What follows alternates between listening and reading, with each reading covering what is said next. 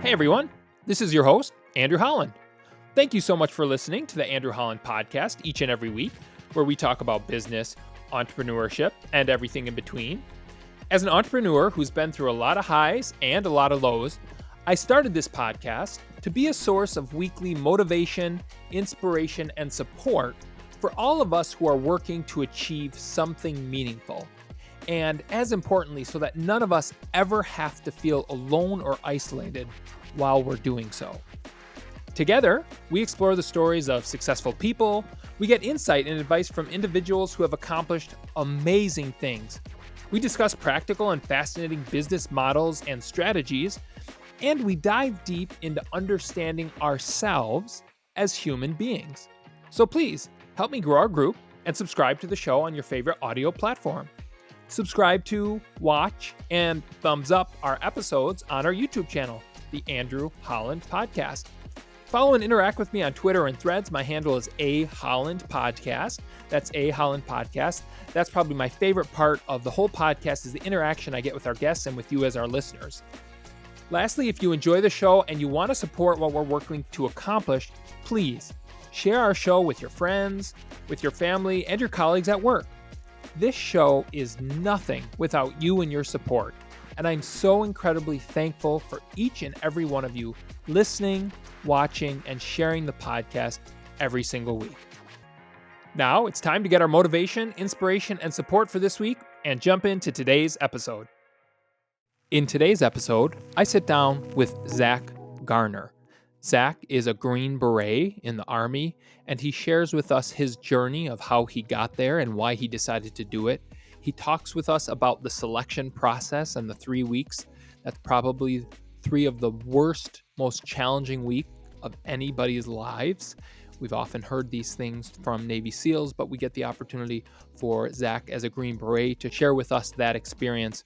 And Zack tells us about his incredible journey, having multiple deployments over in Iraq and being in the special forces in Afghanistan, some of the most deadly missions he's been on, and some of the other life experiences that he's gone through, real challenges, real struggles.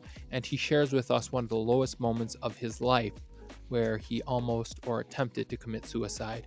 And it's an incredible story, and he shares it with us so that we can all learn and use it as motivation to be successful in whatever we're trying to accomplish. Had an incredible conversation with Zack. Very thankful he took the time. I really enjoyed it. I think you will too. While Andrew Holland is a CPA, a real estate broker, and involved in multiple businesses, including some investment companies, the Andrew Holland podcast is for informational purposes only. All of Andrew's views and those of his guests are solely their opinions and do not reflect the opinions of any of the businesses or companies Andrew or his guests are affiliated with. You should not treat any advice, conversation, business recommendation, investment recommendation, or anything of the like as a specific inducement to make a specific business decision, take a specific action, make a particular investment, or follow a specific business or investment strategy. Thank you so much for listening and enjoy the show. Zack, thank you so much for joining us today, and welcome to the Andrew Holland Podcast. Thanks for having me. So you have an incredible background. You're a Green Beret, which is a special forces in the Army. You have some amazing life stories. You've been almost pronounced dead a few times. You currently are out of the military. Is that correct? Correct. And now you do security work for some of our most prominent government officials. Your story just blows my mind, and I want to hear all about it, as do our listeners. But take us back before we get to today. Of course, this podcast is about people who have done incredible things, seen incredible things in their life. You obviously have, serving our country in the military, and you continue to do so, being involved in some of the upper echelons of our government. You probably hear and see things that you have to keep to yourself that you find interesting just from a human perspective. But our listeners always want to know, how did you get to where you go? What did our guests do to get there? So take us back. Where are you from? What did your parents do? Do you have any siblings? How did you get to where you are today? Sure. I grew up in Indianapolis, Indiana, and pretty much most of my life I was born in Illinois, but then shortly moved to Texas. right after I was born. And then, I don't know, I think I was around 3 when we relocated to Indiana. So, yeah, grew up a Midwestern boy. And I mean, honestly, like, I couldn't wait to leave Indiana. So that, that was, So, go ahead. so were your parents in the military? Is that why you were going from Illinois to Texas to Indiana? Yeah, my dad was. My mom was a nurse, and my father was Okay. career military, did 20 years. So yeah, my dad was also a Vietnam vet. He did 3 tours in Vietnam. So I kind of grew up around that. Mhm. And, but it really wasn't a huge factor in my decision to join the military. My parents wanted the opposite for me. My dad, when I told him I was interested in joining the military, he responded with, "I did my time so that you don't have to." So I think that kind of came from that Vietnam era mindset and the things that he Yeah. saw and had to do. He just didn't want that for me. And Was he in the army? he was in the Okay. army. He was an infantryman. Um, Yeah, so he was supportive, but it kind of came down to me telling him like I'm 18, I'm going to make this decision. You can either support me or not. And at that point he kind of switched and he was like, "All right, if you are set on doing this, I'm going to help you through that process and make sure you get everything you can out of it." So, yeah, he ended up being, for lack of a better term, kind of my biggest fan. That's awesome. So, And what prompted you? Because obviously, when you are what they could call a military brat, you travel around all the time, and you're uprooted. And I've read lots of books about this. And my 2 older siblings are in the military. They've been over in Iraq multiple times in deployments, and I'm sure you have as well. So we'll get into that. But what prompted you after seeing that, especially Vietnam, because that was a really tough time, obviously before my time, but I've studied it. I've in the country there was a lot of questions about why are we there? Should we still be there? When people came back from Vietnam, and perhaps your dad was one of these individuals, we just ashamedly treated those our troops very, very poorly, and I think we look back at that as a learning lesson, and we feel bad about how we treated them. Curious if your dad went through that experience, but going through everything that you would have experienced, having been the son of someone that served in the military their entire life, what made you want to do the same thing when they were kind of pushing you to maybe go in a different direction? Um, so to be completely honest, it was a way out of Indiana. And yeah, that's kind of the original driving force behind that decision. The Hmm. the patriotism and everything kind of came after I joined the army. I wasn't unpatriotic by any means, but I just hadn't really given it a lot of thought through that lens yet. I was Hmm. young and I had been wanting to see the world outside of the Midwest for years, and it was a way to do that. And then, my first deployment was at 19 years old. And so when you're 19 years old and you go through something like that and you see some of your friends not come home, you see some of the things that are going on over there, that's when that patriot thought process really came into play. So When did you join? Was it pre 9/11 No, it or was post 9/11? 2004 when I joined. So I was a Okay. sophomore in high Okay. school when 9/11 happened. I was sitting in my free period study hall, and the teacher from the classroom next door came in and told our teacher, she was like, "Turn on the news." And yeah, we flipped on the news, and then we went through lockdown because I went to high school just like half a mile down the road from where DFAS is, which is where everybody in the military gets paid, the office that, Oh, yeah, okay. like the finance center for the government.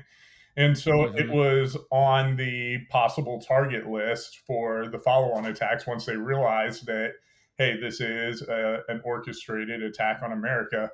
That facility went on lockdown. And because our school is in close proximity, we went on lockdown. So we sat in that classroom all day long and just watched it unfold in the news. Yeah. And you were how old at that point? Like 15. Okay. Yeah. So we're pretty similar ages. I remember exactly where I was. Ninth grade enriched English. I mean, everybody who was old enough to know what was going on knows exactly where they were when that happened. And, we just had the anniversary of 9/11, and I've been watching with one of my nephews a great documentary on Disney about what happened that day. And it's just it's important, I think, for all the generations that are coming up that don't even really know what 9/11 is now, just how big of an issue that was. And it really, as you said, or as lots of people that you served with, instilled a level of patriotism, and a lot of people joined into the military for that exact reason. Mhm. But for you, and I'm sure that played somewhat of a part. I think that just Absolutely. the yeah, the proud nationalism that was going through the country in 2002, 2003, 2004, and I say that in a very positive way, caused a lot of people to say, "Hey, I want to help our country in any way I can. I'm going to join the military." So you had that aspect. You had the wanting to get out of Indiana, and I'm a Midwest kid myself from Wisconsin. Okay. So happy to be born and raised in the Midwest. Midwest when nice is a real thing, but there's a lot to see outside of the Midwest. I mean, we got, I don't want to say, people think this is prerogative or negative, cows and cheese and, from being from Wisconsin and lots of farmland. So when you get to some of the bigger cities, the coast, it's quite a bit different than the Midwest. But Absolutely. so I can understand, yeah, you wanting to see some more of the world. So you joined the army, you went through boot camp, Mhm. and how did you ultimately end up getting into the Green Berets? And just for those of our listeners who maybe aren't familiar with what the Green Berets are, and you can certainly expand on this, Zach, because you have much better knowledge than I do. Everybody's heard of the Navy SEALs, Mhm. and that's kind of the Marine side of things. Green Berets is basically the exact same thing, but on the Army side of things. Is that correct? Yeah. Yep. It's special operations within the Army. So the Navy has the Navy SEALs, Marine has their Raiders and Force Recon, and then the Army has Ranger Regiment, Delta, and Special Forces. I'm sorry. Yeah, Navy SEALs obviously is in the Navy. I made a mistake. I said there was a Marine Corps. So that is incredible. I read a lot of books from Navy SEALs. Probably people you may personally know. David Goggins, Can't Hurt Me. Right now, because of another guest that I had on the podcast, recommended Extreme Ownership by Leif Babin and Mhm. Jocko Willink. Fantastic book. Do you know them? Not personally, no. I've read a Okay. lot of their books. I would love to cross paths with them eventually, and hopefully that'll happen one day, but it has not to date. Yeah, one of my goals is to have one or both of them on the podcast. But that training is, well, I can't even imagine it. They talk about it, and again, this is Navy SEAL. My guess is the Green Berets is the exact same, but on the Army side. So, how did you decide that you wanted to put yourself through that? What really is the ultimate mental test of the human mind? Yeah, you nailed it. The physical part is one thing, but the mental fortitude that it takes to finish that is really what is probably the biggest factor that separates those that make it and those that don't. So I did two deployments in the regular army between 2004 and 2008. And then To Iraq? what's that? To Iraq? To Iraq, yep.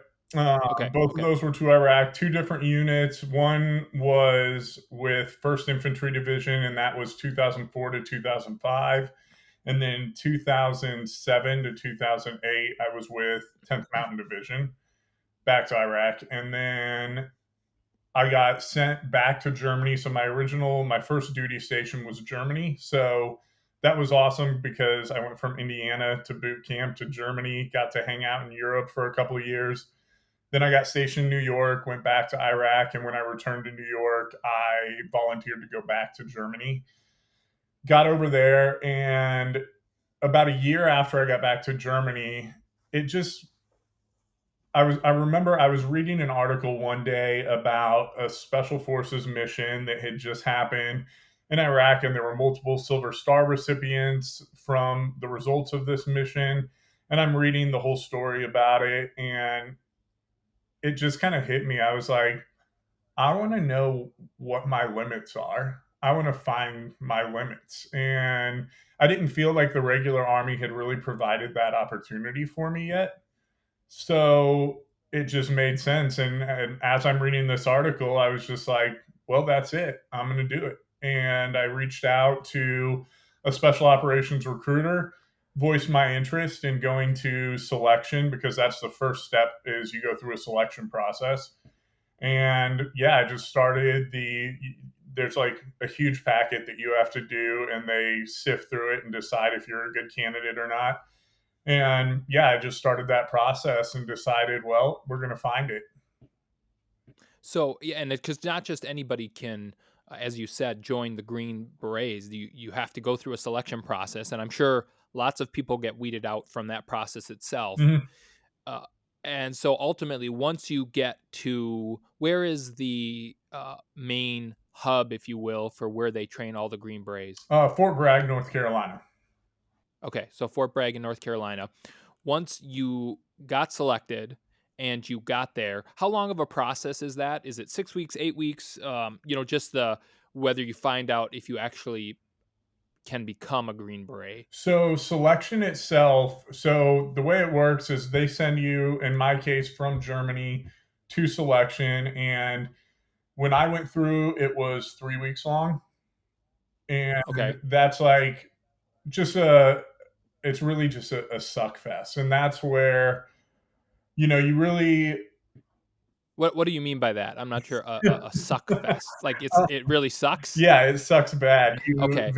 very little sleep, very little nutrition, Okay. I constant see. Okay. physical movement. And this was in Germany. So they send you from Germany to Fort Bragg for this 3 weeks, Oh, okay. Okay. and Okay. this is just to decide if you can continue on to the actual Special Forces pipeline. Okay. So you go through that 3 weeks. I think for my class, we had somewhere around 300 students going through selection. And of those 300, I think we were around like 110, 120 got selected. Wow. So 67% basically get cut. Yeah. Yep. And so I I got, Before you move on, I wanna hear that, obviously, and I'm so interested in this because, I've read a lot about, the Navy SEAL process, and the Green Beret process, as you said, is very similar, and you have to be crazy, Zach, to do that. Like, I am, and I say that the people that seem to be able to go through this, they're I don't want to say nuts, but there's something up there. They're wired differently. Let's put it that way. Either through life circumstances, and David Goggins talks all about that, or they either have the mental strength, or obviously you develop that mental strength. For you, it's going to be terrible. How do you prepare yourself for it, and then tell us during that 3 weeks? And I recognize we haven't even gotten to the worst part yet.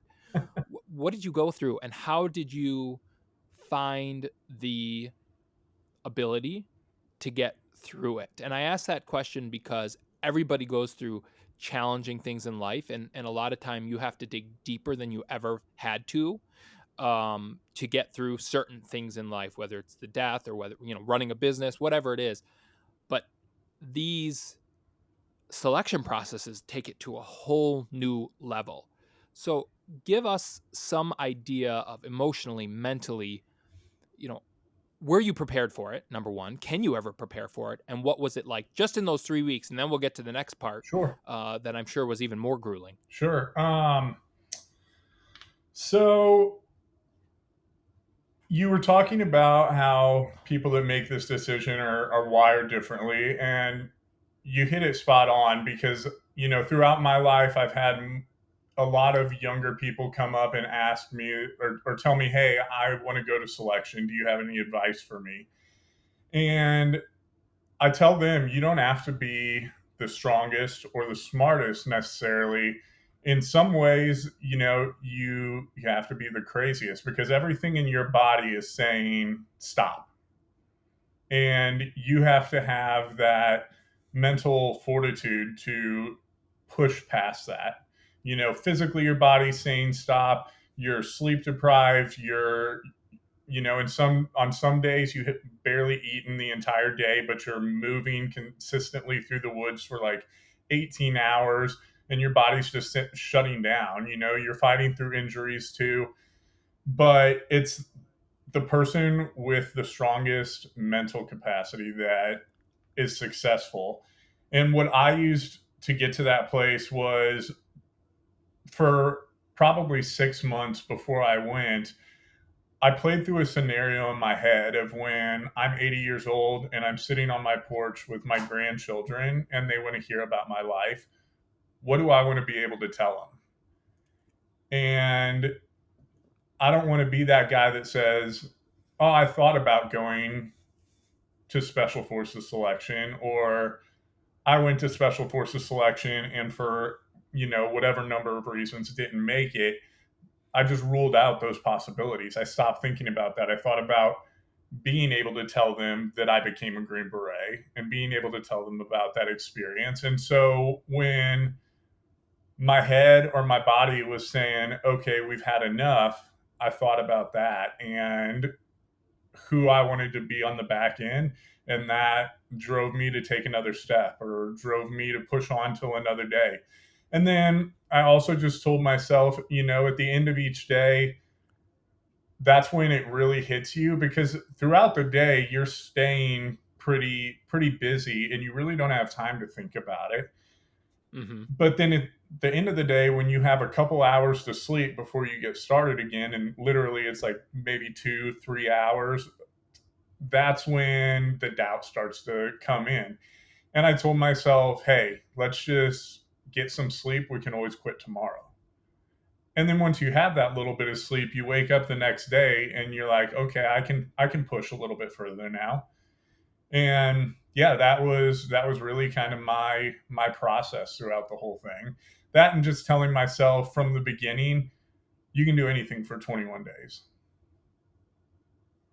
I love what you just described, and I think this is a lesson for all of us, that in advance of going to it, you knew there were going to be periods where every part of your body, physically, mentally, were telling you to quit.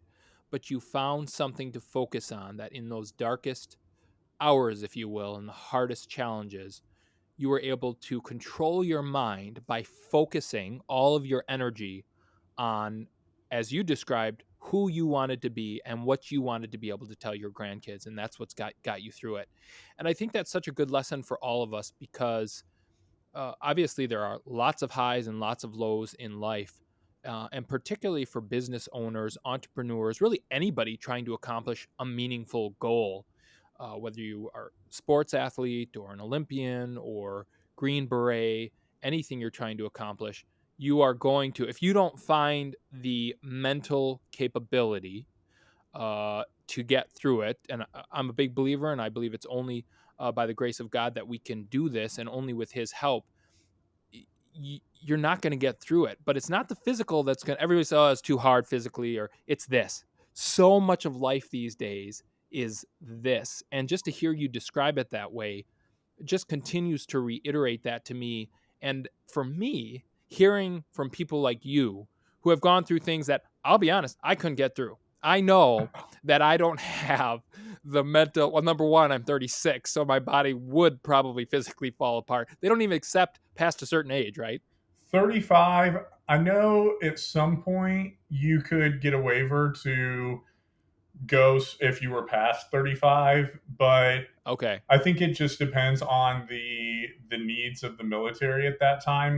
When we were at the height of Iraq and Afghanistan wars, you could apply for a waiver, and as long as you could still meet the standards, then you were allowed to go. But now I think they're pretty strict on 35 being the cutoff for it. Yeah, and again, there I go making excuses for physical limitation when I know it's just my mental limitation. But so I'm glad that you shared that with us, and I think it's something for all of us to think about. And I'm sure you still use that mental strength that you garnered through that process. We've only gotten through the first 3 weeks to serve over in Iraq, and as you're going to tell us, a few of times where you were actually pronounced dead. So before we get to the part where you make the cut, you're one of those 110. Mhm. During that 3 weeks, what was the worst thing they made you do? Um, man, for me, and it's different for everyone because all of us have Mm-hmm. our strengths and weaknesses. For me, man, that's a tough one. Physically, one of the hardest parts is a thing they do called log and rifle PT. So one day, so throughout that 3 weeks, you have no clue when you're doing what, and you don't get any direct instruction from the cadre. They will come out of their tent, they'll write instructions on a whiteboard, and it's on each individual to make sure that at all times you know what that whiteboard says and you show up at the right time in the right uniform. So, there's no cell phones with a text that says be here at this time. So you're constantly, even in the middle of the night when you do have time to sleep, you're sending somebody from your tent outside to check that whiteboard and make sure that they haven't put some surprise up there. So one day I'm pretty sure it was in the first week, it was, hey, be here at this time in this uniform, and you show up, and the cadre split you in half, and they take half of you on a run, and you go to a location a mile or two away, and there's rifles laid out. Each person gets a rifle, and you just get absolutely destroyed doing physical training with that rifle. So you're not even shooting the rifle. In fact, they're just rubber rifles. They're not even real rifles, but they have the weight of a rifle.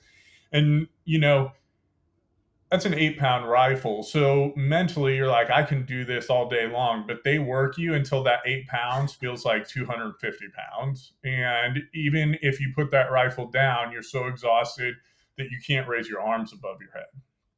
So And what do they have you do? Like twirl it around the head? Like I'm trying to I mean, you're doing like think. overhead presses, you're doing burpees, you're doing push-ups nonstop. The only rest you get is to put your rifle down and run to a location and run back. That's like your recovery period. And then the rest of the time, like it's totally a mind game. Like they'll just have you hold it out in front of you until you're shaking and can't hold it anymore. And meanwhile, there's a cadre there saying, hey, it's okay if you just want to quit. You can put it down and we'll take you to get some hot food and you'll get 8 hours of sleep tonight. And so they tempt you like that. Yeah. I remember a cadre getting in my face and, he just looked at me and he said, do you really think you should be here right now? And, there's one part of me that's like, yes, I deserve to be here right now. And then there's the other part of me that's like, are you trying to tell me that I shouldn't be? And that's Those two. exactly what they wanna do, is see if they can instill doubt and control you that way, because Yeah. they want the Yeah. person that is not broken by that. And So, and are they yelling at you, yelling in your face? sometimes and then sometimes they'll just come up and very calmly just say, "Hey, you wanna go get some food real quick?" And it messes with you. So you'll do that for, like, an hour and a half, 2 hours, and then they're like, "Okay, we're done." And you're like, thank God. But then they take you on like a 3 mile run and you get to this huge sand pit where there are telephone poles that are like, I don't know, 12, 15 feet long. And you get in teams of roughly 8 people on one log. And now you start doing the same thing, but you've got this 12, 15-foot telephone pole. So you're hugging it and you're doing sit ups in the sand, you're pressing it over your head, all kinds of stuff. You lay it down, you put your feet on it, and do decline push-ups. And every time somebody's just fatigued and can't lift it, then the entire group gets punished. And this is a full size 12 to 15-foot telephone pole made out of wood. Yeah. Holy smokes. So, I, and that goes on there for must 2 to 3 hours. And Did you see people break? oh yeah, and so that's why I hesitated at the beginning to say that that was the hardest part because physically it was the worst, I don't know, 4 or 5 hours of my life. But seeing other people quit drives me. And so many people quit during that period that every time someone, and the way you quit is everybody has patches on with numbers, and that's how they identify you for the entire 3 weeks. They don't call you by your name, they call you by your number, or they just refer to you as candidate. And Wait, as what? candidate. Oh, candidate. Mhm. Okay. So they try to dehumanize you in every possible way. Yeah, yep. And so the way you quit is you rip your number off your uniform and you go place it, you give it to one of the instructors. And once you do that, there's no turning back. So every time I saw somebody rip their number off their uniform, that just gave me a little bit more drive to continue on. Because in my head, that increases my chances, Yeah. you know? Yeah. So, So after the 3 weeks, this is just kind of the beginning, mhm, really. mhm. This Um, is the tryout. a tryout. Yeah. And you get 110 people. What happens then? The real thing begins after that, correct? Yep. So then you start the Special Forces Qualification Course, or SFQC. And that, depending on what you specialize in, is generally about a year and a half to 2 years long.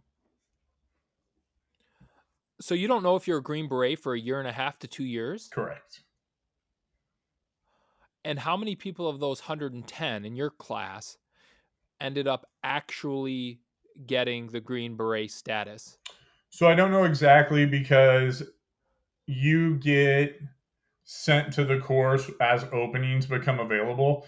So mine Mhm. was pretty quick. I went through selection in November, and I think I started the qualification course in April. So I went back to Okay. Germany and then packed my stuff and then permanently moved to Fort Bragg for the qualification course. And but roughly, I think it's, maybe 25% of each selection class will finish the entire thing. So that 110 is whittled down to plus or minus, 25 to 30. Yeah. Yep. And so was that process that a year and a half to 2 years? I mean, that's eternity to not know. Was it as this is where they're actually like they've accomplished the mental mission, if you will. And correct me if I'm wrong, because I don't know anything about what that process is like. And so you're actually learning what the special forces training is, or are they depriving you for sleep for a year and a half and putting you through all these incredibly physically challenging? It's far different than selection, the 3 selection weeks, right? Yeah, so there's different phases of the qualification course. And some phases are just as physically grueling, and some phases are more of a classroom environment. So, Okay. yeah, so it just depends on what phase you're in. And if you want, I can go ahead and talk about what that process looks like for me. Yeah, I would say, if you can sum it up in 3 to 5 minutes, just to give us an idea, what did that 1.5 to 2 years look like, where you're still wondering, am I actually going to be able to accomplish what I'm trying to accomplish? That is, become a Green Beret. So, the first phase, when I went through and they kind of changed the structure every so often, the first phase was language school for me. So I was assigned based on my aptitude for learning foreign languages.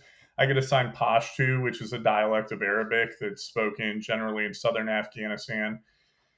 And you go through 6 months of immersion training. So for 8 hours a day, 5 days a week, you are just in a classroom with roughly 10 to 12 other students learning and speaking Pashto all day long. And that's pretty calm. Occasionally you'll have to go do some land navigation exercises on the weekend just to make sure that you're staying up on those skills. But that part physically isn't bad. It's just kind of mentally draining. And then after that, you go to small unit tactics, which is where you learn to work with small teams. In the regular army, you have a full platoon, maybe 30 to 40 guys, and everybody has a role. In special forces, you're in a 12-man team, and that's all you have. And so everybody kind of learns everyone's job, because if somebody goes down, you need somebody with the knowledge to do what they were supposed to do. But you learn how to maneuver through the woods, how to set up ambushes, how to react to contact, all of that. And then you go through survival school, and that's learning how to survive in an austere environment, how to evade if somebody's looking for you, and then how to resist if you're captured, how to deal with interrogations. Um, and that's, so small unit tactics is very little sleep. You'll go through 48 to 72 hours without any sleep and constantly moving. Oh. And then they'll give you a day to recover, and you'll, do laundry, clean your guns, that sort of thing. And then it's back out for 48 to 72 hours. And that goes on like that for 2-3 months. And then SEER school is about a month long. And yeah, it's pretty physically demanding, but then also like they're allowed to put their hands on you. And so you get slapped around quite a bit when they're interrogating you. And they actually do their What was this school called? This SEER. s- spear? SEER, SERE. Oh, So it seer stands for school. Oh, okay. survival, evasion, resistance, and escape. Okay. So they're essentially trying to emulate if you got captured, or what is the ultimate goal of seer school? Yeah, that's pretty much it. If you have to, there's always the scenario of like if you're on base and that base gets overrun and you have to leave your base and get to another base, how do you get there safely? You learn everything Mhm. from what plants to eat, how to prepare animals so that you can kill them and eat them. And then ultimately, it culminates with you in this is still a training environment, but there are instructors that act as captors, and they interrogate you, and they actually they look up information on your life. Now with social media, people put everything on there. They'll dig up some dirt, and while they're interrogating you, they will put that in front of you. I was going through a divorce when I went through, and they were throwing that in my face while they're interrogating me. I mean, so not only are they physically abusive, but they're trying to mess with your mind still, Yeah, as a captor would, right? exactly. And so it's giving you exposure to that. So in the off chance that you do find yourself in that situation, it's not the first time. Mhm. So I just don't. I give you so much credit for being able to endure that. I I just again, you have to be crazy to wanna go through this and actually make it, and it's so, and I say that in a positive way because I just can't imagine, physically, what did they do? Do they punch you? Do they waterboard you? Do they, because if they're really trying to emulate what, a captor would do, I mean, we saw how savage terrorists would be, mhm. after 9/11. I mean, they'd behead people, they would everything under the sun. Obviously they're not going to do that because you're in a training environment, but what was the worst thing, I would say, physically that they did to you, in the training environment to prepare you for something like this? So I don't want to give away all the secrets, because then that would take away from the course, and they're still conducting this course with current Green Berets going through. But Understandable. um, but they are allowed to put hands on you. There are limitations to what they can do, obviously, because it is a training environment. But they mentally mess with you. I remember I went through in July, and there's always the concern of people getting heat exhaustion, heat stroke. And Hmm. so to counter that, they'll have everybody get naked and lay in a sand pit and spray you down with a fire hose. And then they would bring female instructors by, and they would point and laugh at you and just make you, just, yeah, take away all your Wow. masculinity, stuff like that. But yeah, it gets a little hairy at times, where you're like, yeah. But Well, I appreciate you respecting the process, and obviously that's a key piece of um, everyone going through this is part of the element of surprise because you never know what your captor could do. What did you through all of this, uh, other than obviously an incredible sense of accomplishment? What did you learn about yourself through all of this? I learned that I was capable of a lot more than I knew I was capable of. And physically, mentally, everything. And I also learned that the reward at the end is always worth it. So, what would you say? We live in a society where everything comes pretty easily in the sense that we've got these. You can get anything whenever you want. Mm-hmm. We live in a world where instant gratification, whether it's information, whether it's heck, you can buy McDonald's and sit on your couch and have it delivered to you. These things have changed. I'm a big believer, and I think there's a lot of studies to show this. Those generations, not quite my generation, because we didn't have this till maybe ninth, 10th, 11th grade, and they were just a flip phone. So probably similar to you, but Yeah. the generations that have grew up on these things uh, have very short. It's permeating all generations. So I don't want to, castigate one particular generation, but their wavelengths, there's zero patience. There's zero ability to think about if I can get through this, whether it's 6 months, 12 months, 18 months, what you just said, the reward is always worth it.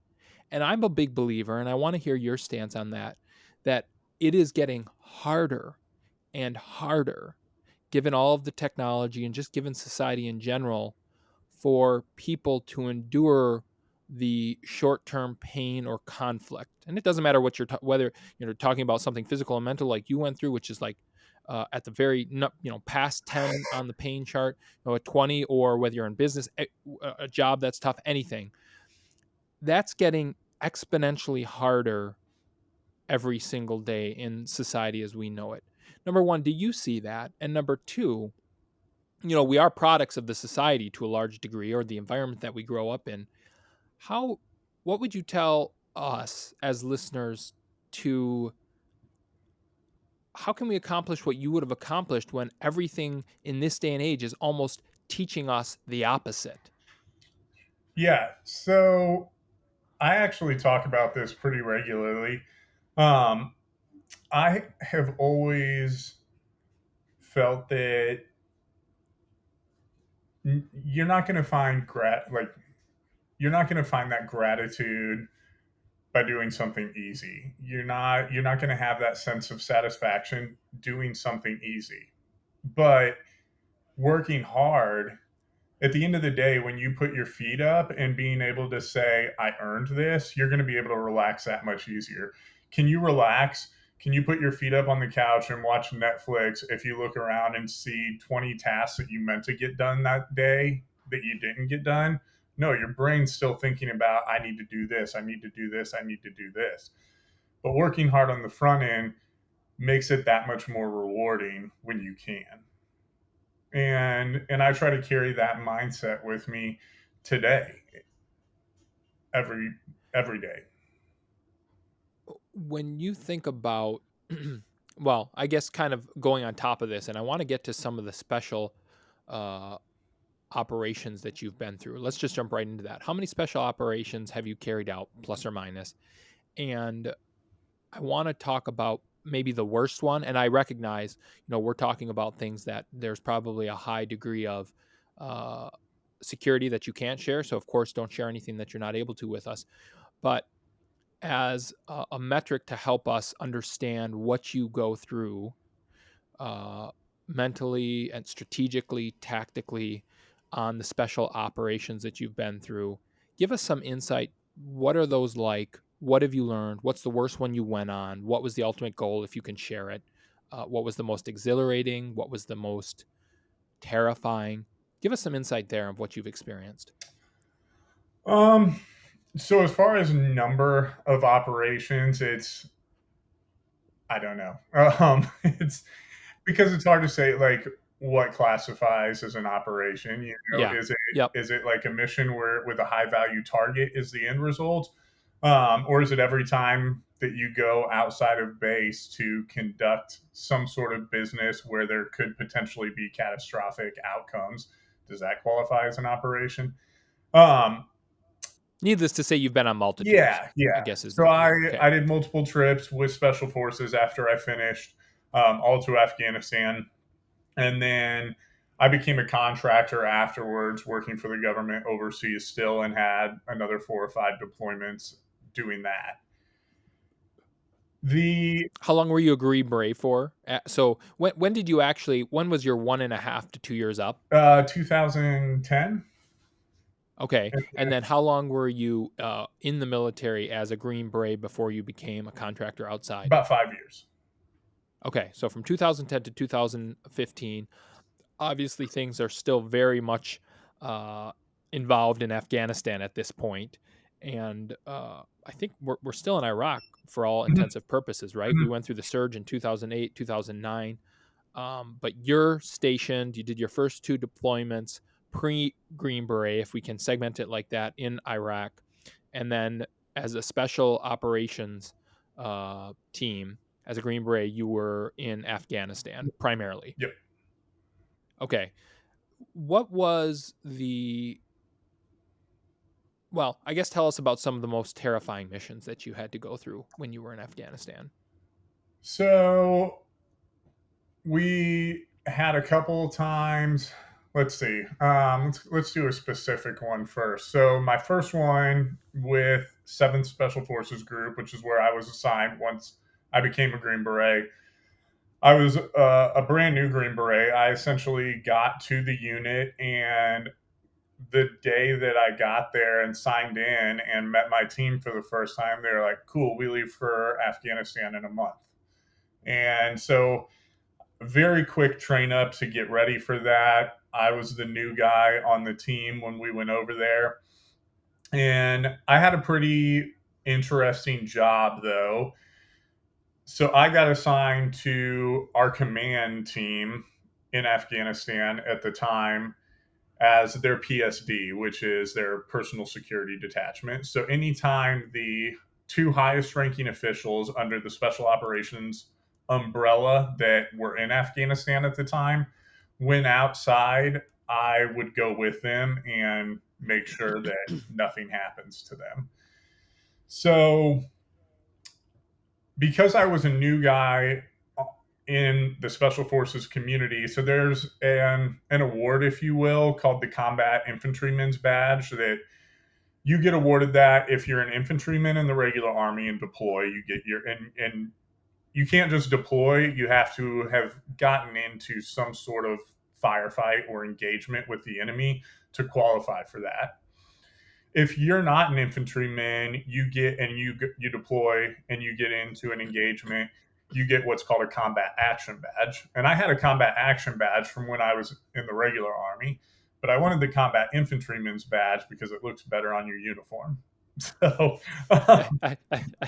so Hey, I was you always have to have goals, no yeah. matter what it takes to get them.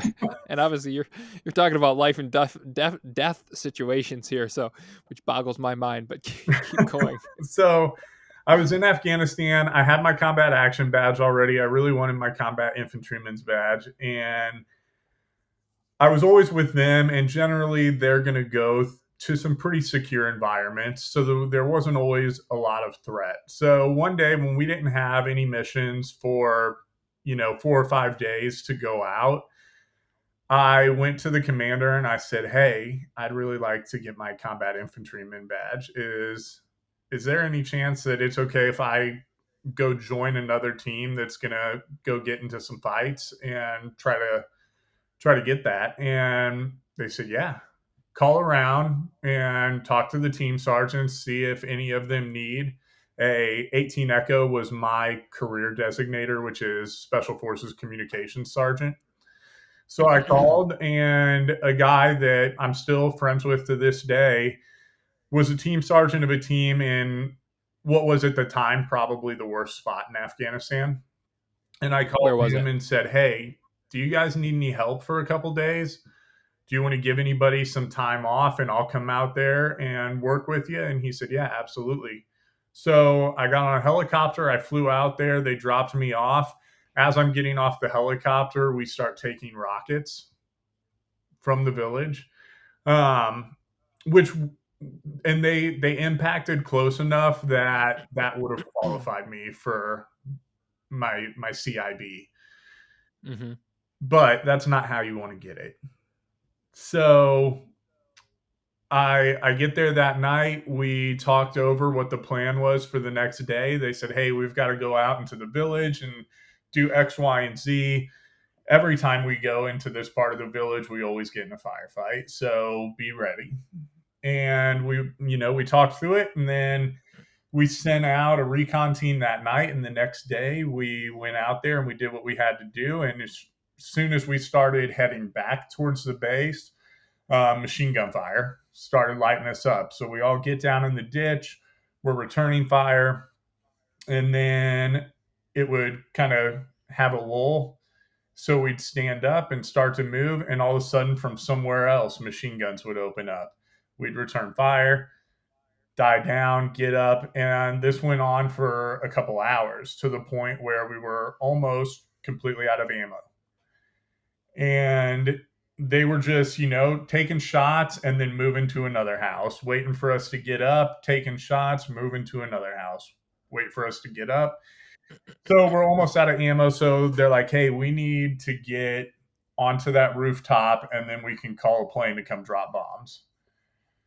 But you have to be able to see where the enemy is in order to drop bombs. Mm-hmm. You're not just going to lob bombs into a village with civilians in it.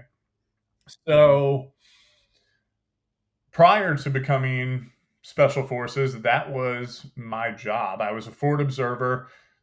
So calling for indirect fire, which is cannons, mortars, anything like that. That was my job, was being able to talk to the cannons and say, hey, we need rounds at this location, and then observing where those rounds are impacting and telling them, because they can't see where they're landing because they're shooting from so far away. So I'm the middleman that's watching where they're landing and telling them how to adjust the gun to get them on target. Mm-hmm.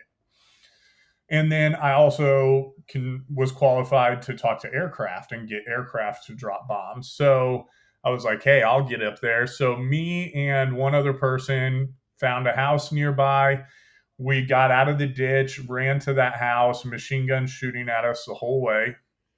And we went inside. We cleared the house, making sure there were no threats inside. And then we got up onto the roof and we were able to get fast movers, jets to come through and clear the enemy out for us. So that was probably one of the most exciting ones. And Was it terrifying? no, you don't think of. I don't think about it like that. In the moment, it's I have a job to do, and that's your only focus. So I get ADD like none other. It's really hard for me to stay focused, but that's the one thing that I can focus. Is when things like that are going on, the guy to my left and right's life is also in that equation, then that's the only thing that matters in that moment. And so you don't think about being scared. It's weird. It's almost, as odd as it sounds, it's like almost a euphoric flow state. Mm-hmm. Yeah. Because you're so focused and you've got that tunnel vision. What tell us about the time. It's so hard for me to imagine. So you're running and people are machine gun firing, and this is going to sound a little bit maybe childish, but I see in the movies where they're shooting at them, like there's no way they would miss. Like they're right there. But how far are these people away from you that they're firing with you? Are they just firing at will and kind of all over, or how are you running through this and not getting hit? So the thing about Afghan houses is you'll have the house and then they'll have like a 12-foot wall that surrounds that house as like a protective barrier. So, Okay. and then there's usually one opening into their compound, if you will. So we're running along the wall and you're seeing rounds hit the wall behind you. So they're just kind of spraying and praying. is the term that we use. But yeah, we were, I'm not going to say I outrun bullets. They don't, a lot of these people don't have the most formal training either. So they're Sure. not like trained marksmen. Um, Hmm. but they'll point in the general direction. They've got sights on those weapons. And yeah, you just get lucky sometimes. So, tell me about. Obviously, you've seen people die in action, Mhm. and I can't imagine what it's like to go through. And I want you to tell us. In the moment, obviously, adrenaline, I imagine, is pumping whenever you're in a firefight or something of that nature. But when you've had comrades next to you die, Mhm. and were AEDs or IEDs, I should say, uh, used a lot in Afghanistan, Yeah, definitely. or is that prime? They were okay. Yep. Um, Tell us about the time where you were basically pronounced dead, or the two times. So Pick whichever one was. that actually wasn't a combat Oh, deal. This story, yeah, this is we're the story really starts after my military experience. okay, so, okay. um, So you're not a Green Beret when this happens. Are you working as a contractor? um, I was, but I was actually in the U.S. So that has nothing to do with military work. Okay. Yeah. Okay. So I want to get to that story, because it piques my interest. But before we do that, was there ever a point when you were in the military and you thought you were going to die? Like Um, actually either cornered or, um, you know, well, whatever the situation was. I mean, there were times where it definitely could have happened, but I never really thought about it through that lens of Hmm. this is it. Because once you start thinking of it that way, then I think to an extent you kind of drop your guard a little bit. So I just always just keep fighting until you're back home. Yeah, I guess that makes sense. Yeah. Once you've given in or you've thought that, you're more prone for it to happen. Yeah. Um, what would you say you have learned from a leadership perspective, going through what you've gone through in being a Green Beret? Lead by example. As a leader, always be the last one to eat. And I don't necessarily mean that literally, but make sure one, you're always doing what you're preaching. And then two, make sure that those under you have that they're taken care of before you take care of yourself. Would you say, and I think those are great points because I think we often, I think people have this idea. Obviously, leadership is a big topic for anybody that's been successful, and we certainly see who I would think society generally thinks are great leaders and people who are maybe not such great leaders. But you would think that would be obvious, but that's not always the case. No, a lot of people are do as I say, not as I do. When you're talking about life and death situations, one of the things that I think is so crucial to the success of any organization, any team, whether it's a business, whether it's no matter what it is this concept of teamwork. Tell me about how you as special forces develop that bond, or what aspects you would say to our listeners if they're trying to create that same type of element of teamwork. And I don't want to say it's easier, but if you don't, you're dead. So there's a lot of there's a high degree of motivation to do it. Mhm. But I think where I've seen, whether I'm consulting with businesses or whether within my own businesses or larger organizations that are maybe more bureaucratical, when obviously the stakes aren't as high, people don't realize that if you don't have that element of teamwork, and you're focused on yourself, for example, you actually fail individually. If the whole team fails, you fail. Yeah. What would you say are the most important aspects of how someone maybe has a department? Let's just take a department and it's not operating properly, or they're trying to help their team understand the key core elements that are required for them to be successful. From your experience in the Green Beret, what advice would you give them?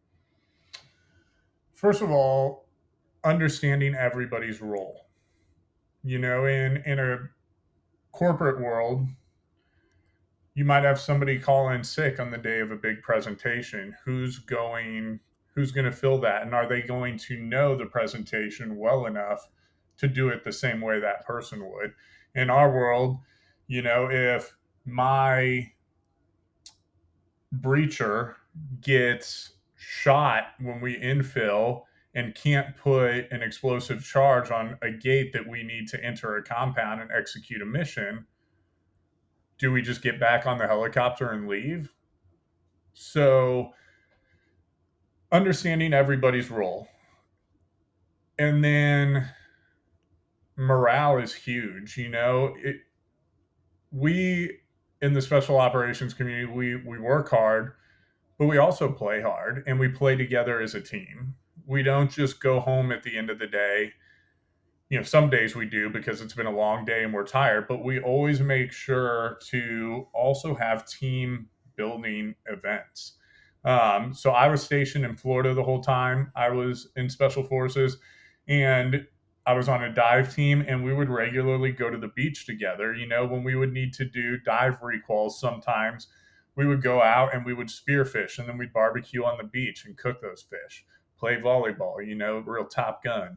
Um, but and then knowing each other's families, knowing what they care about outside of work, influencing their life outside of work, just showing interest in them as a human being and not what they bring to the organization goes a long way. Yeah. And again, it's interesting you say those things because so much of our society, with all the technology, and there's certainly a lot of advantages, that's making those things, and obviously COVID changed that entirely. This concept of remote work, it's very hard to get that team element until you do what you just described. You're working together and you're also having fun together. Yeah. It makes sense. Now, so you were in the military through 2015. You got out. How long did you work as a contractor? And I'm assuming you worked overseas. Yes. Okay. So I had a little bit of a gap. I got medically retired from the Army. So in 2014, I was on an operation and sustained a brain injury and developed epilepsy from it. And once you're at risk to have seizures, they don't really want you running around with a gun anymore. So, Yeah, which makes makes sense. sense. So, yeah, I ended my career. I did a total of 10 and a half years in the Army and then got out and really didn't have a clearly defined plan when I got out because it wasn't really on my terms. Mm-hmm. So I took a little bit of time and I rode a bicycle across the country to figure out what my purpose was. Yeah. And that led to a role coaching endurance athletes. And, I didn't have a background in coaching at all, but because of what I had done in the military, the owner of this gym really thought I had some value to bring to the community he had created. And he started teaching me how to be a coach. And That's I always awesome. loved cycling. And so I started doing that. And then in 2016, I was doing a half Ironman and got hit by a car. Oh wow. So What part of the Ironman did you get? I was on the Were bike. you cycling? Yeah, I You was were on the bike. about Okay. roughly 35, 36 miles, I think, into the course. And yeah, just me and a car became real fast friends.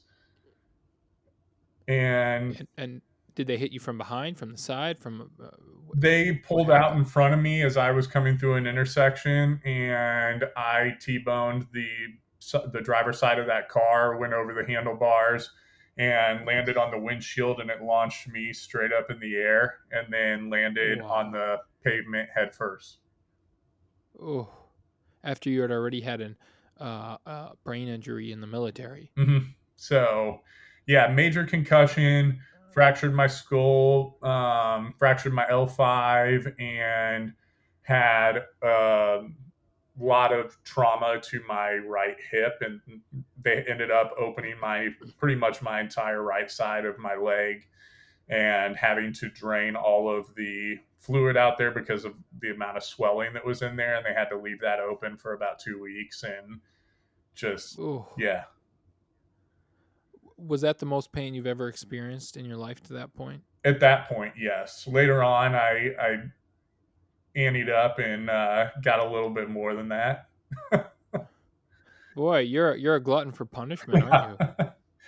So Yeesh. that's when, after that happened, that's when I made the decision. Cycling was always, it was therapeutic for me. That was kind of my outlet, and it stopped being therapeutic at that point. Yeah. So I decided to go back to my comfort zone, and I started applying for organizations that I could go back overseas with as a contractor. And I got selected by my number one choice. And yeah, I went through their training pipeline, which is only a month or so long, and because you already have to have certain qualifications to even talk to them.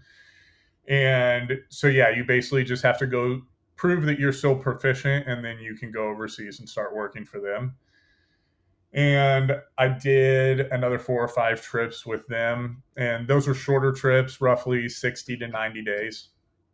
And then, yeah, and nothing too crazy exciting with them. I got to be a part of some big history that I can't really go into details about, but I also, like, as a contractor, you don't have as big of a role as the Yeah. military side of it. So, uh, What year was that? 2019, Okay. yeah. And then 2020, COVID happens, and I was overseas when COVID started, and we couldn't really go outside of the base because they didn't want us picking up COVID in town and bringing it back to base and getting everybody sick. So things just Mhm. kind of were paused for a while, and we didn't need as many people over there. So I had been there for like 60 days, and I opted to let the guys that just came over and needed to collect a paycheck, let them stay, and I'll volunteer to go home.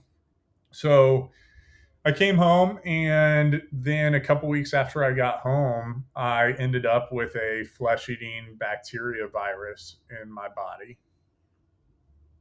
It just naturally developed? No, I had I had gotten some tattoo work done, and we Oh. assume that this is how it happened. I had gotten some tattoo work done, and then because everything was shut down, there weren't Oh. places to go to. So I get stir crazy if I sit still too long. So I went kayaking, and this Oof. tattoo wasn't quite healed all the way, and some dirty water got in there, and it went misdiagnosed initially, and the doctors injected it with steroids, and that just fed the bacteria and made it, pretty Wow. much a super bacteria.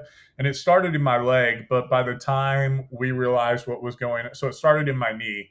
By the time we realized that it's not going to respond to antibiotics, so they admitted me into the hospital eventually, got me on IV antibiotics around the clock. So I just constantly had a drip, and it was still spreading. So they opened up my entire left leg and started manually washing the inside of my leg out. Every 3 to 4 days, they would, separate the skin from the muscle, scrub all the dead tissue, scrape that out, and then pack basically huge sponges that are hooked up to machines sucking the fluid out.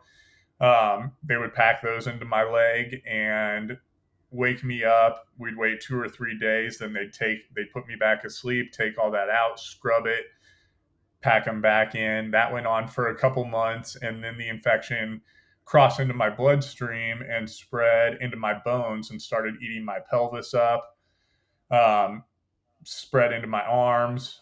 And then it ultimately went to my heart.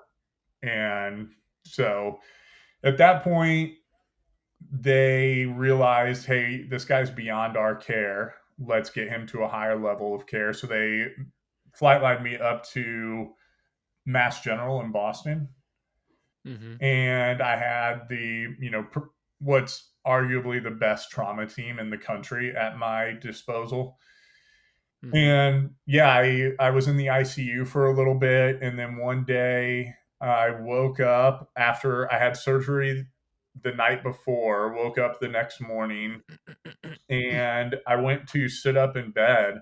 And as I sat up, the lights just went out. I went completely blind, and the left side of my body was just completely unresponsive. And I found my little buzzer in the bed and I paged the nurse and I was like, I don't know what's going on. I can't see and I can't feel the left side of my body. So they took me down for an MRI and they found out I had had 2 strokes in the last 24 hours. Ooh. And they put me back into the ICU. I had been upgraded to a regular floor at this point. They sent me back to the ICU, and a few hours later, I started having a seizure that was very violent, wouldn't respond to the meds, and then coded in the ICU.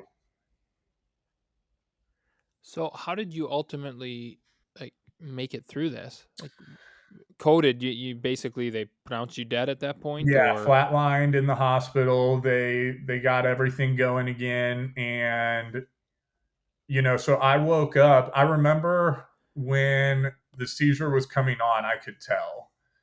My legs started twitching violently at first, but I was still conscious.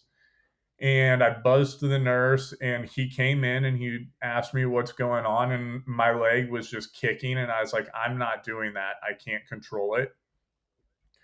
And he's like, okay. And then, like, within a couple seconds, I kind of felt that tremor come up my torso.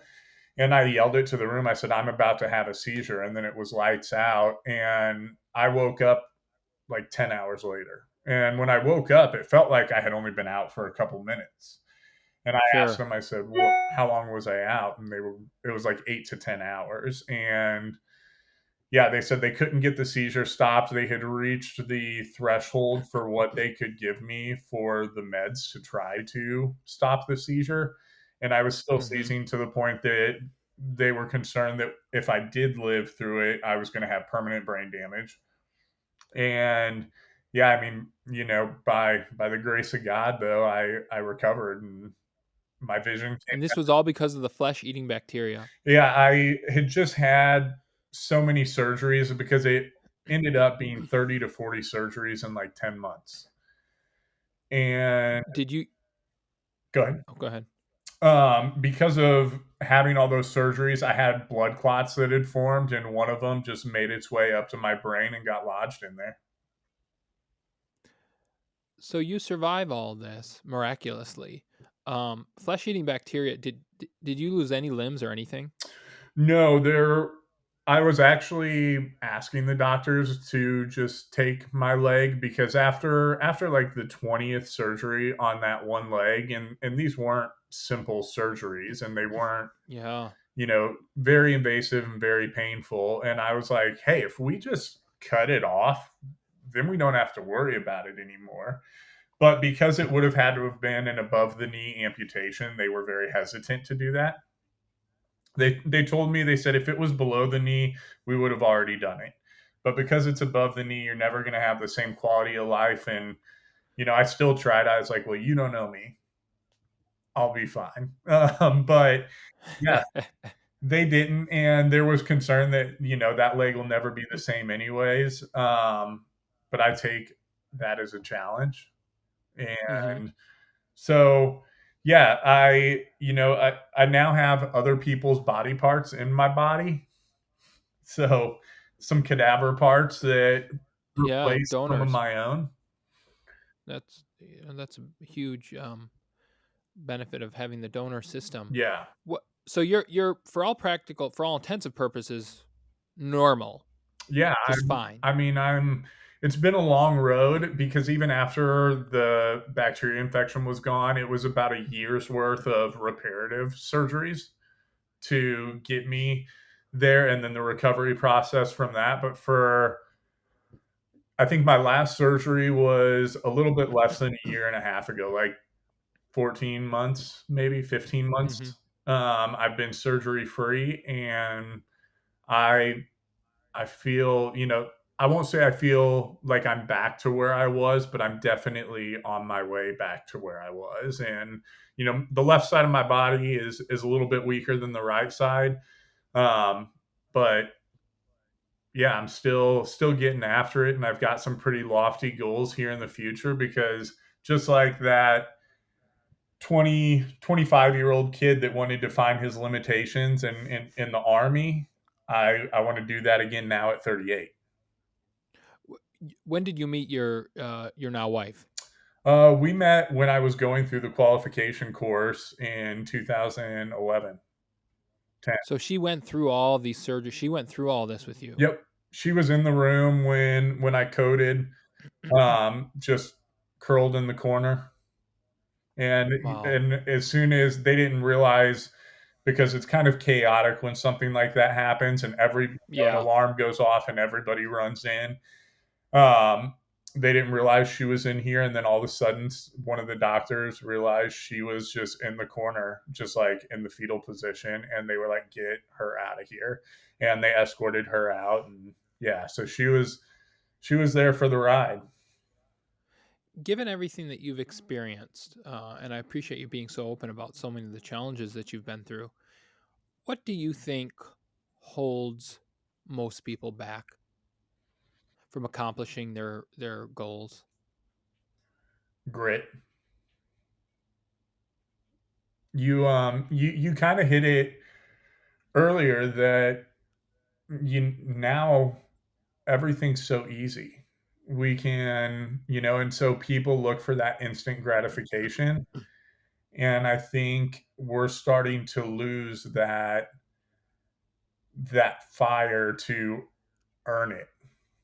And we want it to happen right now. And when it doesn't happen right now, we move on to something that's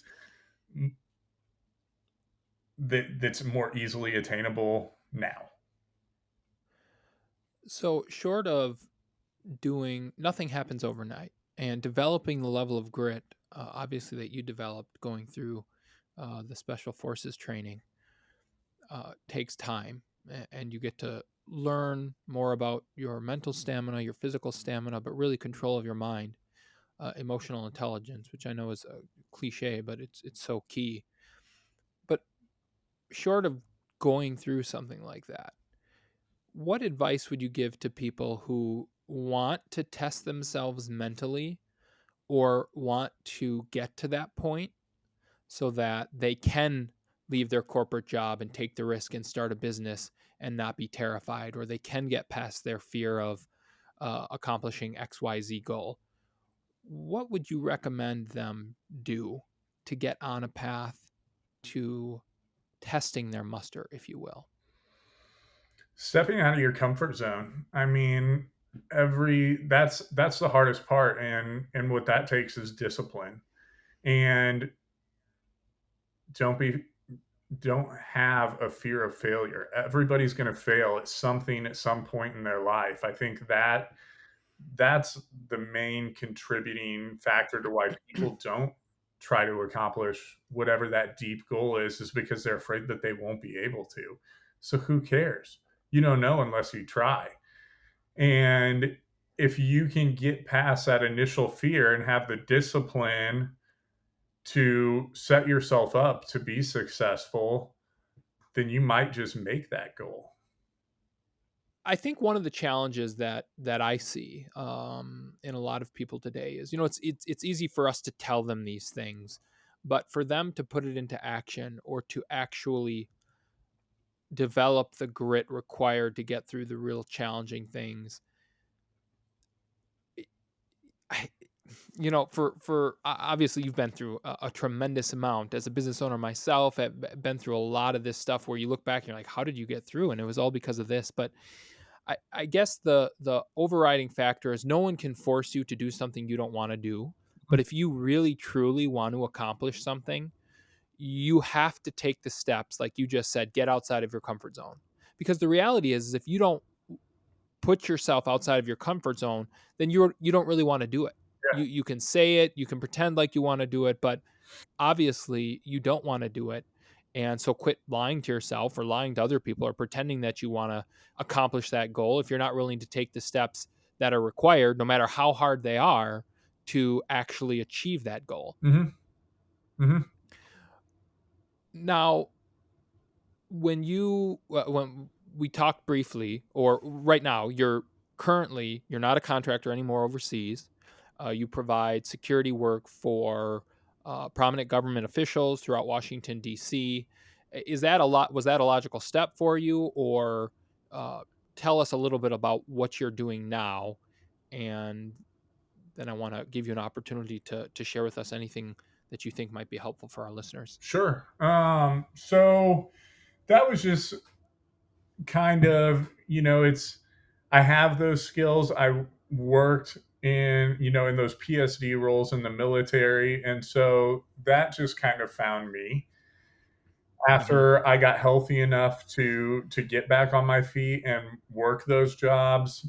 Just but through my network, I get calls, hey, are you interested in doing security for this person or that person? And if it's a good fit for me, meaning if that person is a good fit, somebody that I want to work with, and I'm somebody that they want to work with, then it's it's a it it's just what I know. And so that's kind of my comfort zone now, is working those jobs. I'm also doing things outside of my comfort zone. And I like I said, I have some lofty goals for the next year and a half that I'm working on. But the security side of things is just that's what I've known since I was 18 years old. I have these skills that they need somebody with, and so that's what I do to bring some income in still. Yeah, and your strengths align with it. Yeah, Now, tell us about some of these. I'm always a big believer that goals should be lofty, and that you number one should have goals, which I think is, to an earlier question we talked about, why don't what holds people back? Well, I think just planning and setting goals for yourself, and then sure. focusing on actually accomplishing those. So tell us some of the lofty goals that you want to accomplish over the next year, 2 years. Uh, So the biggest one is, so I told you I rode a bicycle across the country in 2015. I started in Washington and finished in Florida. So I didn't take the direct route. I took kind of a zigzag route across the U.S. And I did that to raise money for a nonprofit that works with special operations veterans and providing non-pharmaceutical therapies for those veterans. And so like more holistic approaches. yep, exactly. Yeah, instead of pharmaceutical therapy, medication specifically is putting a band-aid on something. It's not actually treating the underlying cause. And I believe that rebuilding the foundation is what's ultimately going to help people get back to the life that they deserve after serving in the military. So I did that to raise money for them, and that was 2015. I said, What was the name of that foundation? Task Force Dagger. Task Force Dagger. Yep. Okay. Um, so after I got hit by the car in 2016, I said, bicycles stop being therapeutic. And that still remains today. I still get pretty anxious, especially if I'm riding on the road.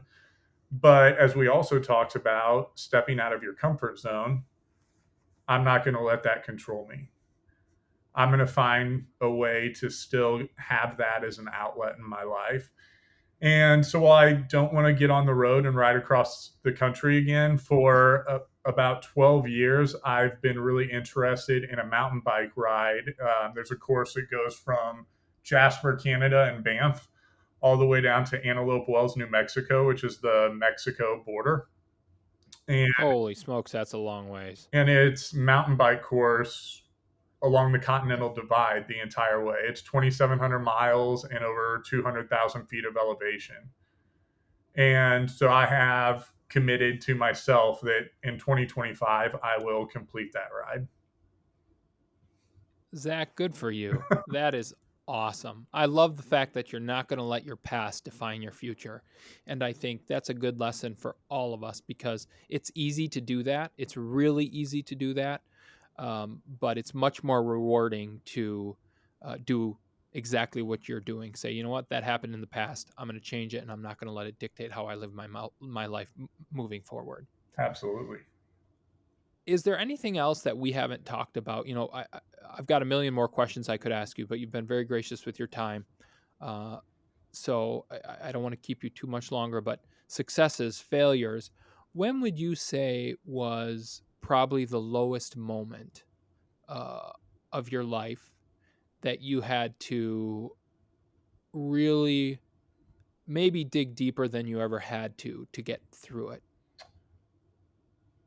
While I was in the hospital towards the end of 2020, so I got sick in June of 2020, and after about 6 months of being in the hospital, I just hit a wall.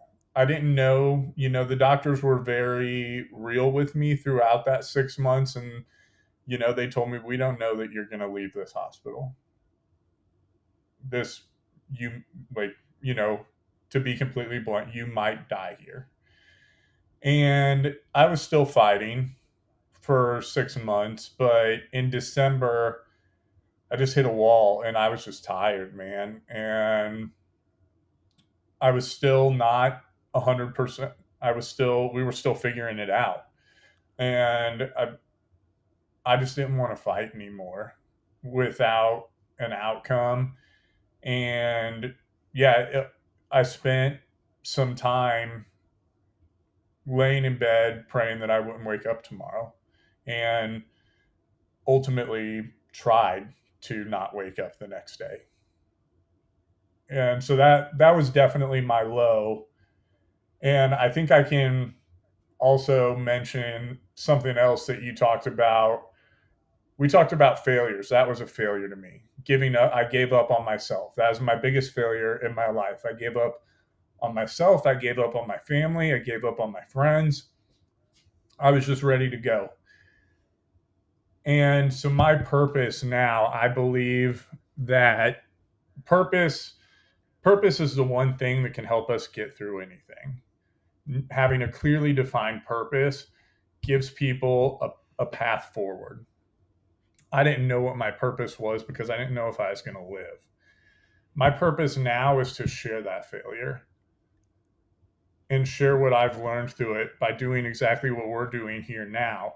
If we don't talk about our failures and how we overcame them, then other people are going to have the same failures and it's just wasted. Yeah. Yeah.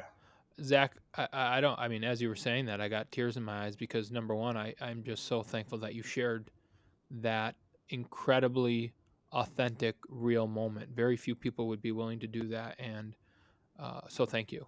Because for me, I know for all of our listeners, but I just think about, the things I complain about on a daily basis or the things I think I struggle with. And just hearing what you just told me, being willing and comfortable to share for you what you view as one of your biggest failures is probably one of the most motivating things any of us can hear when someone is willing to share something like that.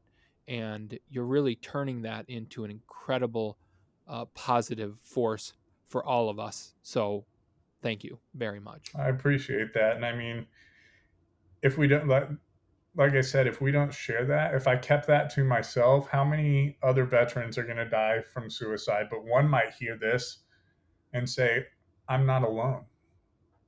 That's exactly right. Yeah. And to our point earlier, we're seeing teen suicide rates just escalate unbelievably. Yeah. And it is a result of so many things. Again, I'm a man of faith, and I think ultimately we've lost the most important thing in this world, and we've tried to take God out of things and real purpose. But because they don't have a purpose, they're lost. They don't have any underlying foundation of why they're here, and I think. Not only for veterans, but for anybody that's listening to this, if you're feeling that way, you can't possibly hear what Zach just shared and not realize, you know what? There is so much out there for me. And don't ever give up on yourself. Don't give up on anybody because you can make it through anything. And I think this is it, well, as I said, you sharing that and being willing, I know that will save lives and stop people who otherwise maybe would commit suicide. Veterans, and again, I can't even pretend to put myself in some of the things that you've seen, and so I can only apply all of these things in the world that I live in. I think by you sharing that, all of our listeners, I encourage you to do the same thing and use that as incredible motivation, because that's exactly what it is. Thanks. Now, before we end, you said at the beginning, maybe before we got started, you're doing something with fashion now, or you're branching out as an entrepreneur. Tell me about that. So not I'm not the owner of this company, but I work with a menswear company called Iron Shop Provisions, and so it's kind of a crazy story. So I got into this. I'm 6'3", and I wear like between a 36 and a 37-inch inseam, and it's really Hmm. hard for me to find pants. And so there's these small batch brands of a very particular style of denim that is called selvage denim. And it's like, essentially they make jeans, they dip them in indigo, and then they're sold. And you get them hemmed to your length, but they generally come from these companies in like 36 to 38-inch inseams, which is perfect for me. And so that's how I've bought jeans for like the last 15 years of my life. And yeah, I got looped in with this company called Iron Shop Provisions, which is, timeless menswear is what they call it. I nerd out on fashion. Everybody has their thing, and some people think that's weird. And I'll admit it is kind of weird because I like look up like facts on like certain types of denim. And but yeah, it's just something that I'm super passionate about. And so I've been working with that company for I don't know, 6 months or so now. And I do some part-time modeling on their website, and then working in the retail space, and just having a blast with it, and we'll see where it goes. Interesting. So if we want to see the start of Zach's modeling career, what is it? Ironshopprovisions.com. Yeah, I believe so. If you just Google Iron Shop Provisions, it'll pop up.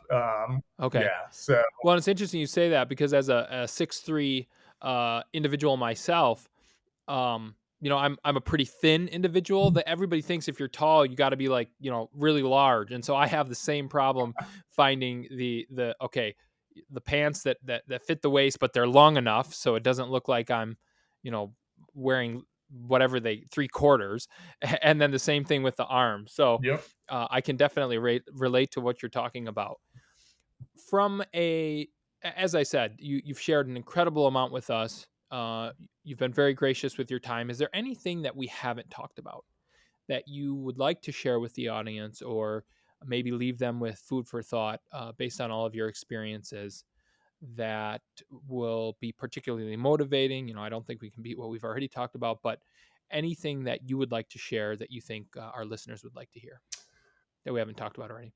I think we've hit it. I mean, the biggest point I want to drive home through all this is don't be ashamed of your failures. Everybody's going to fail. Everybody around you has failed already at something.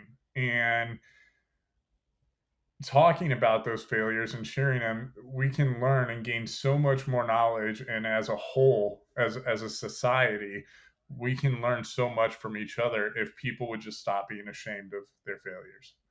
And so, yeah, if there's one point that I want to drive home, it's that. learn from those around you, learn from their successes, learn from their failures.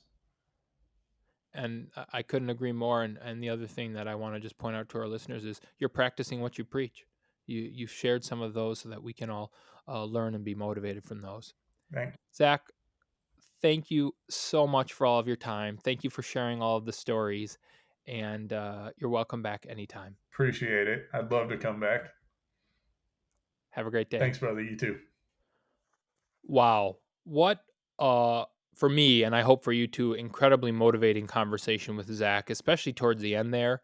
For him to share that low point where he almost committed suicide, it takes a lot of guts.